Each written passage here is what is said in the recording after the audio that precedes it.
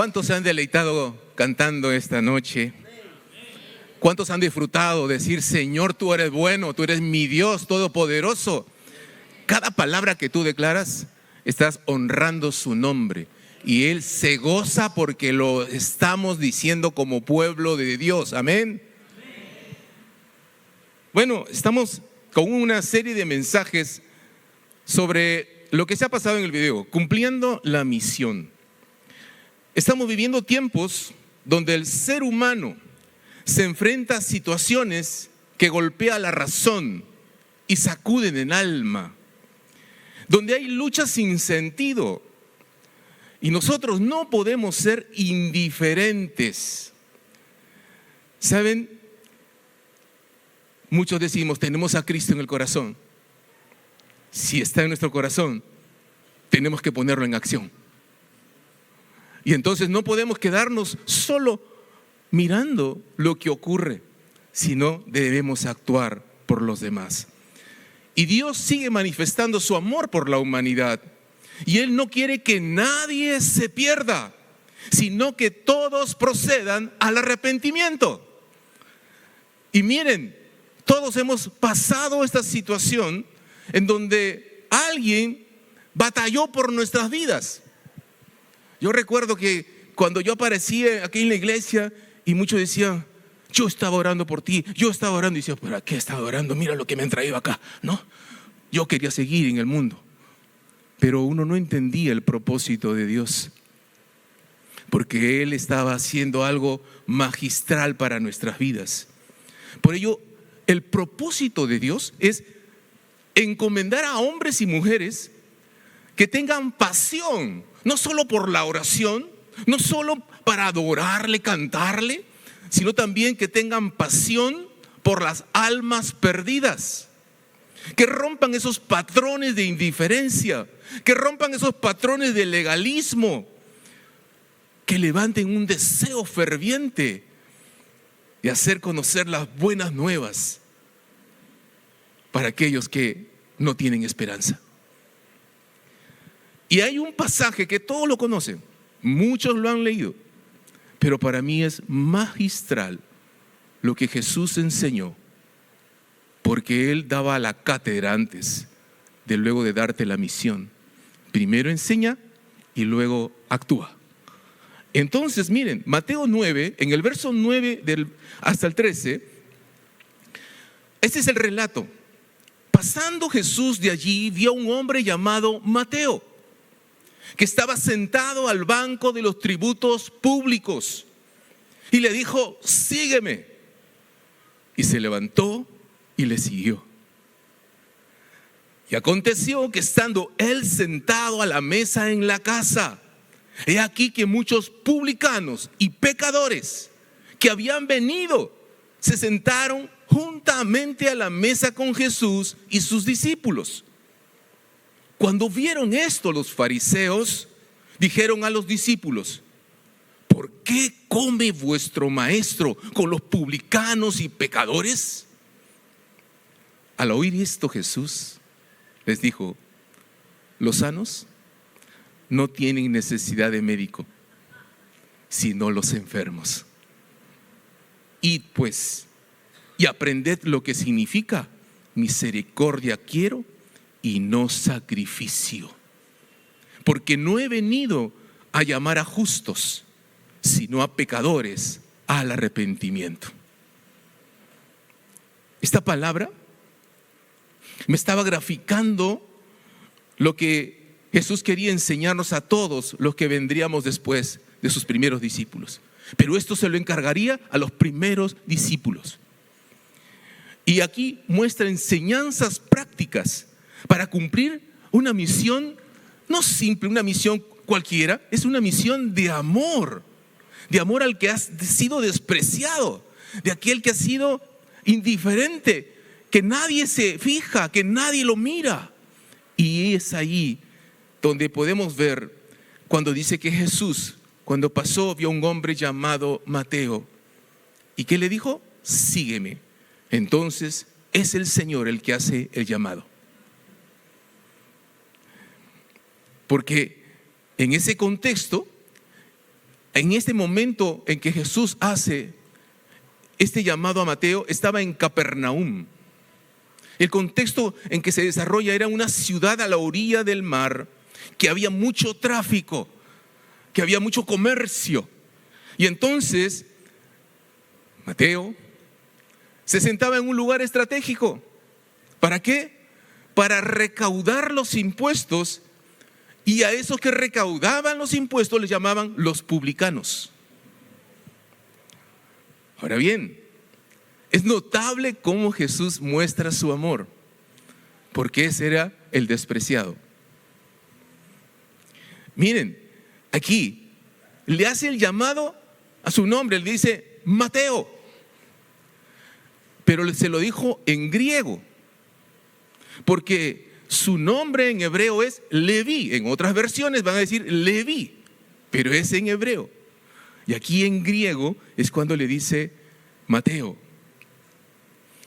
Un publicano era una persona que había comprado franquicias de impuestos al Imperio Romano para sacarle dinero al pueblo de Israel y recaudar las arcas romanas y sus propios bolsillos, porque eran corruptos. Ellos cobraban más de la cuenta. Esta era la tasa de cobrar impuestos, y él cobraba mucho más de lo que decía la tasa y se quedaba con la diferencia. Eran extorsionadores, porque usaban la fuerza de los soldados romanos y de muchos malhechores de ese entonces, de lo más vil, para exigir el pago. ¿No le suena esto a este tiempo real? Por eso los consideraban pecadores, traidores para el pueblo de Israel. Eran lo peor, despreciables. No tenían acceso a las sinagogas. Y esto llamó la atención a los fariseos cuando Jesús hace el llamado de Mateo. Bien dice Lucas 19, en el verso 10, porque el Hijo del Hombre vino a buscar y a salvar lo que se había perdido. Y él era un judío, y él conocía las normas y las reglas, pero se apartó y pasó a hacer las cosas que demandaba quienes estaba dominando y explotando. Por eso el llamamiento para salvación no está basado en algo bueno, por tus obras, por lo que tú eres, por lo que significas, por tu conocimiento, porque estudiaste, tienes una instrucción superior. No es por eso que hace el llamado el Señor. El llamado está basado en la gracia soberana y la voluntad de Dios. Todos nosotros hemos sido llamados por Dios, y usted no se ha dado cuenta. Usted ha creído que salió y tomó una lección y vino aquí y dijo: yo te recibo, Señor. Pero antes Él te eligió. Cuando conoces y profundizas en estudio la palabra, te darás cuenta que Él te eligió desde el vientre de tu madre. Y nosotros ignorábamos eso, pensando que nosotros habíamos tomado la decisión por Él. Pero el Señor dice: ¿hasta cuándo esperaré que lo hagas por tu propia voluntad? Y el Señor va hablando, nos va cambiando, nos va transformando. Y entonces Mateo tomó la decisión de dejar lo que estaba haciendo y seguirle en ser un verdadero discípulo de Jesucristo. No hubo resistencia, no hubo excusa, no hubo impedimento. Dijo: uy, ¿cuánto me va? No, espérate, voy a meter todo lo que acá he recaudado, ¿cierto? Y me voy, te sigo. Lo dejó todo. Ya no tenía sentido para él. Y usted dice: ¿y por qué le siguió a Jesús? Porque sabía quién tenía el poder. Era una autoridad espiritual. Era algo que no podías resistirte. Era algo que no podías tú contenerlo. Es Jesús en presencia viva, real. Y eso es lo que experimentó Mateo. Pero en medio de esto hay una segunda situación que se presenta en este relato. Y miren, habrá oposición y habrá crítica. dice que mientras estaban sentados a la mesa, he aquí que muchos publicanos y pecadores que habían ocurrido se sentaron junto a él. Porque ¿quién ofreció esa invitación? Fue Mateo. Mateo lleva a Jesús a ese lugar en su casa, pero él no va solo. Mateo conocía a todos los publicanos y también a todos los pecadores. Ahora tiene sentido porque era este relato. Y ahí iba gente de mal vivir y que asaltaban y todo y amenazaban. Y entonces, ¿quién quería estar bajo esa oposición a la cobranza de Mateo? Todos le cumplían y sabía de quiénes estaban rodeados. Entonces, miren, todo está ocurriendo.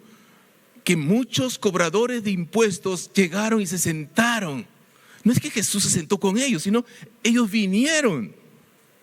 Y vinieron porque estaba Mateo, el recaudador de impuestos, como si tú fueras un trabajador de algún lugar y tú los conoces y ese es un lugar abierto y entonces todos pueden participar. Eso es lo que hace nuestro Señor Jesucristo, porque tenía propósito, porque algo estaba ocurriendo para los que estaban oyendo. Porque miren lo que dice Juan 12:46. Yo, la luz, he venido al mundo para que todo aquel que cree en mí no permanezca en tinieblas. El que oye mis palabras y no las guarda, yo no le juzgo, porque no he venido a juzgar al mundo, sino a salvar al mundo. El que me rechaza y no recibe mis palabras, tiene quien le juzgue. La palabra que he hablado, ella le juzgará en el día postrero. Claro, tú lo rechazarás, pero en tu agonía te acordarás. Jesús era real. Él me habló y no le hice caso. Pero ya será tarde, porque el tiempo se acabará. Y entonces Jesús estaba hablando con sabiduría. Jesús estaba hablando con una manera inteligente para poder explayar, dar a conocer lo que Él tenía por propósito. Que Él no ha venido por los sanos, Él ha venido por los enfermos. Y Él ha venido para traer salvación. ¿Y por qué enfermos? No solamente por una enfermedad física, sino por aquellos que estaban heridos, llenos de amargura, olvidados, ninguneados, maltratados, explotados, heridos, abusados. ¿Cuántos han sido excedidos en la vida y todo queda en silencio y nadie le quiere contar? Pero Dios sí lo sabe. Y por eso nos invita a nosotros: ten misericordia del hermano que ves. No mires lo que hace hoy. Tú no sabes su trasfondo. No sabes de dónde ha salido. Por eso actúa como actúa. Pero nosotros miramos la consecuencia y no vamos a la causa. Y Dios nos invita: miren, yo estoy dando oportunidad para que toda persona que oiga mi palabra tenga la voluntad de disponer el cambio. Y aquí está el Señor, que muestra autocontrol a su bondad. ¿Se imaginan esos fariseos? El Señor tenía el poder. Y dice, se podría haber hecho achicharrado. Dice, hoy día va a haber chicharrones también adicional. Tenía poder. ¿Qué están hablando? ¿No? Sancochados. Pero no, autocontrol de nuestro Señor. ¿Qué pasaría si a ti te hicieran eso mientras tú estás compartiendo la palabra? Mandas a tu cuadrilla y le dices, rompe, sácamelo. No. El Señor tiene compasión y no les tiene temor. Más bien le respondía con sabiduría, con inteligencia, porque Él tenía el poder y sabía quién es. Y entonces Dios quiere que nosotros no llenemos de cuestionamientos, porque así es lo que hacen. A Jesús no dicen nada contra Dios, nos dicen a nosotros. ¿No ha pasado? El fariseo le dijo a sus discípulos: ¿cuántos de los que vamos haciendo una actividad nos dicen a nosotros? ¿Qué hace tu pastor? ¿Y qué hace el otro? Se lo dicen a los discípulos para romper la unidad, para deshacer la obra, para cuestionar. Así es como actúa el adversario. Desarma los equipos de fe. Y por eso quería romper a los discípulos de ese entonces. Y entonces aquí es donde es necesario conocer el mensaje del Señor para que tengan esperanza y aceptación. Porque muchos no han sido aceptados, sino más bien rechazados por la sociedad, por el contexto, por donde se ubican, donde han vivido. Aún antes de que nacieran, puede haber sido hijos que no eran bien recibidos, no eran deseados. Y entonces el rechazo viene desde el vientre de la madre. Pero no solamente ocurre eso. Y sigue el relato. Al oír esto Jesús: los sanos no tienen necesidad de médico, sino los enfermos. Id pues y aprended lo que significa misericordia quiero y no sacrificio. Y aquí Jesús instruye a tener compasión.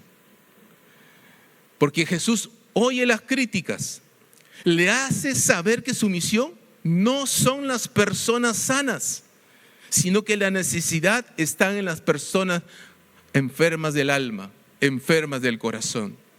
Y por eso sus actitudes incorrectas, por eso las malas formas de tratarse. Y entonces le dice algo tan sabio que les hace recordar a ellos como seguidores de la ley, legalistas, y les recuerda lo que decía Oseas 6 en el verso 6.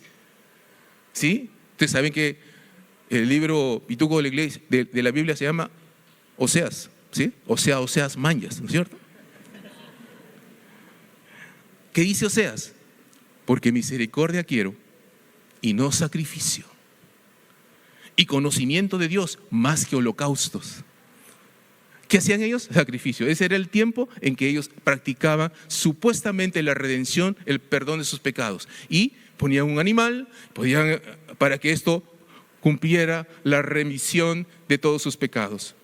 Pero saben, aquí nos está mostrando que Dios prefiere tener corazones rectos, llenos de verdad y de misericordia antes que de sacrificios.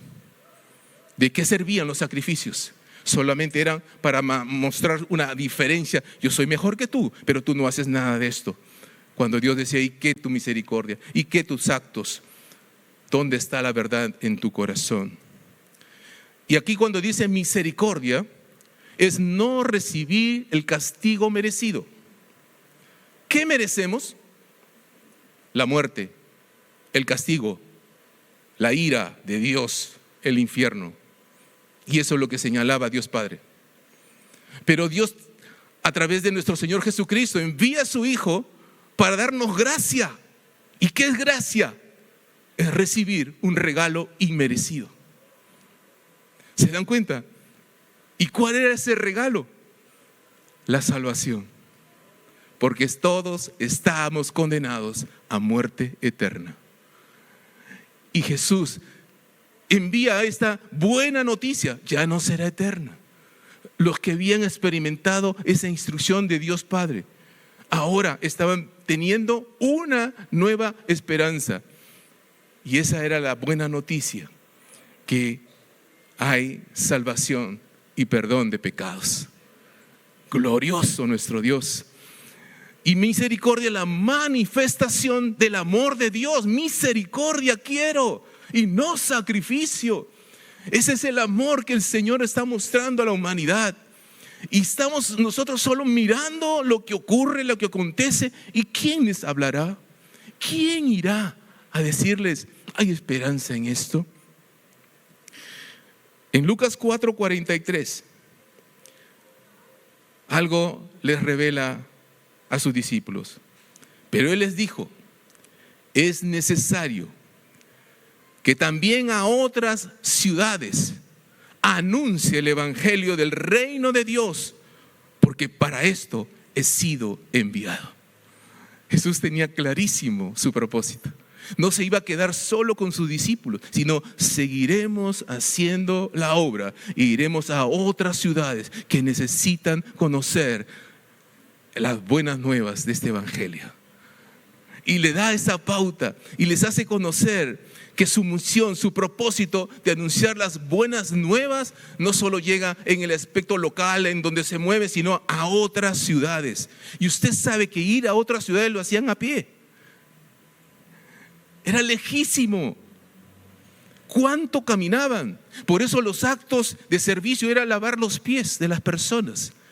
Pero era el peor acto de servicio para la gente. Cuando alguien lavaba los pies, no solamente era polvo, también había estiércol. Ustedes saben por las zonas que pasaban, por los lugares que caminaban. Por eso cuando Jesús quiso lavar los pies a sus discípulos, que dijo Pedro, ¿qué vas a hacer, Señor? Ese era el último oficio que podían hacer la gente.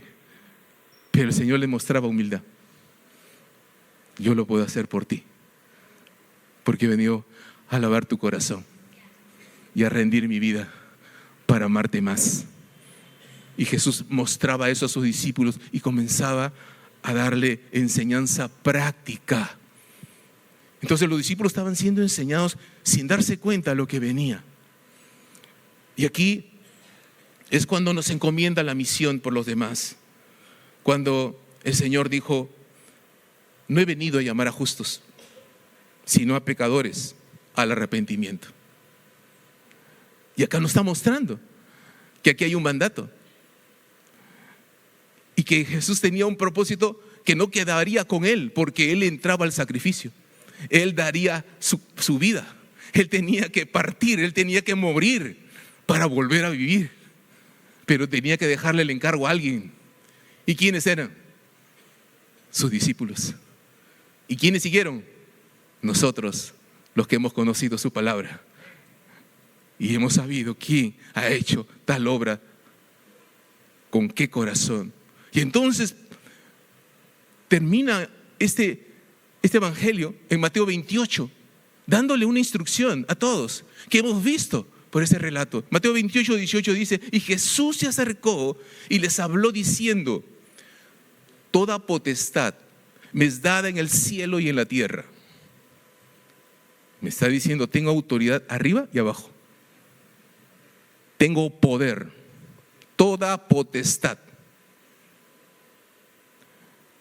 Por tanto, id y haced discípulos a todas las naciones, bautizándoles en el nombre del Padre y del Hijo y del Espíritu Santo, enseñándoles que guarden todas las cosas que yo os he mandado.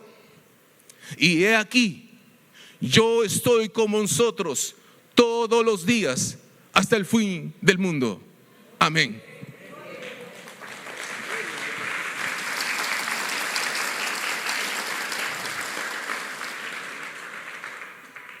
¿Se dan cuenta la forma magistral que Jesús enseñó a sus discípulos con ese llamado de Mateo? ¿Cómo comienza a darle las pautas para que nosotros hagamos lo mismo? El Señor pone un llamado, y un llamado para ir a las misiones, un llamado para tener esa pasión por las vidas. ¿Saben? Muchos dicen, ¿cuándo se activan los dones espirituales? Se activan cuando tú vas en el servicio.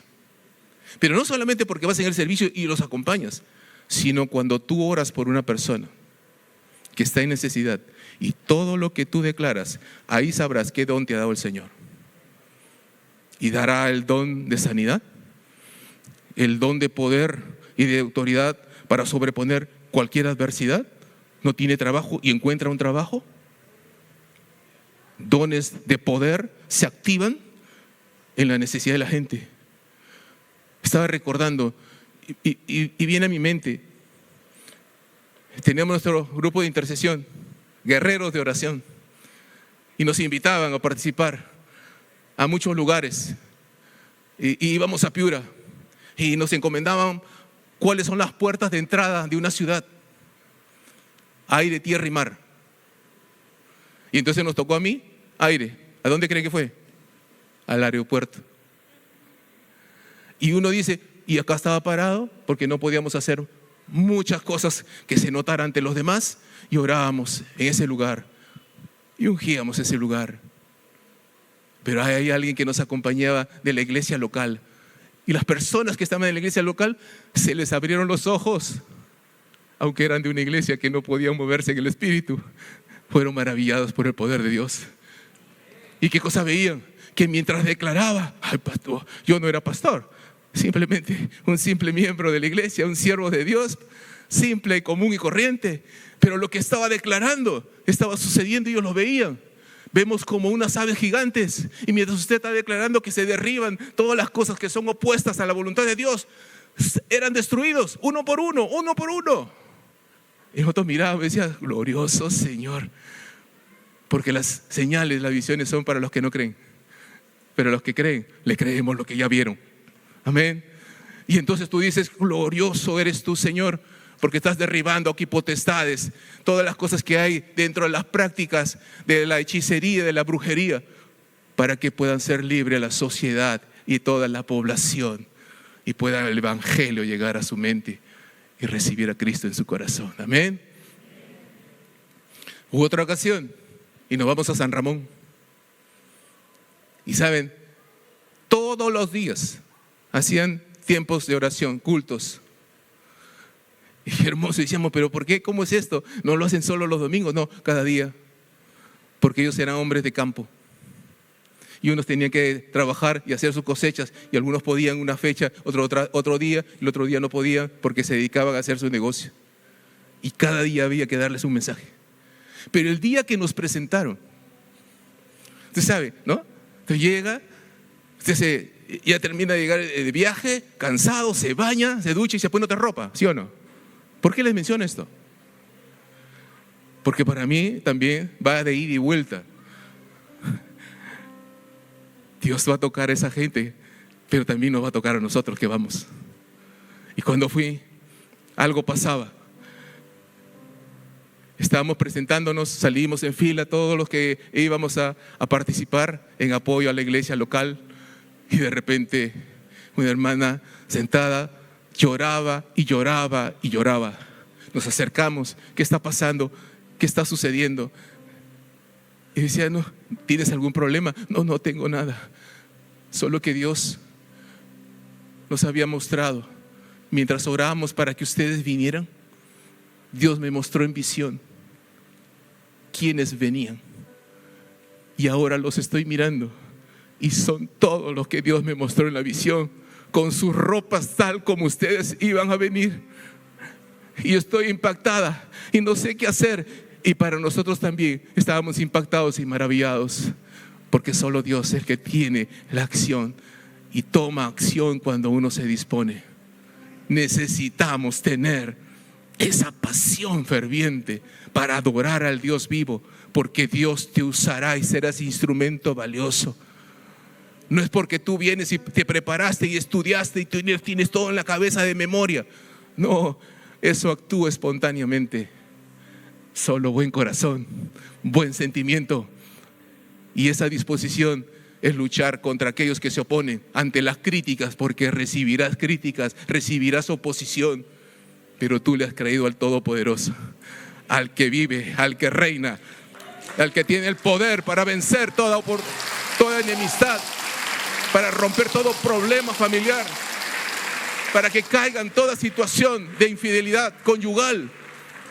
Todo poder es ya mostrado a través del Señor. Amén. Que esto sea pues algo que ustedes los motiven. En China, el número de creyentes creció más o menos de 1 millón a 85 millones en 40 años. Y son pocos para los miles de millones que hay. Pero hay cantidad. Hay una acción que solamente Dios ha permitido ante la persecución. Allá los matan. Entonces, ¿qué hacía la gente? Leía el pasaje, se lo comía y no encontraban ni una parte de la Biblia. Y se lo sabían por entero, capítulos enteros, se la tenían memorizado. Y eso era lo que pregonaban y hablaban de Cristo y hablaban de Cristo. Solo Dios puede hacer esto. Al que no era creyente, el Señor le mostraba y decía, lee la palabra, y cómo lo leo y no sé qué. Y luego la palabra le salían las letras, decía, este es el pasaje que quiero que letras. Le salían las letras encima. Solo Dios, solo Él puede hacer algo maravilloso. No hay nada que se oponga. Si los hombres no hablan, las piedras hablarán. Así que tenemos que hacer nuestra parte. Y Dios quiere que nosotros nos rindamos. En verdad, en Juan 20:21 dijo Jesús, otra vez, paz a vosotros. Como me envió el Padre, así también yo os envío.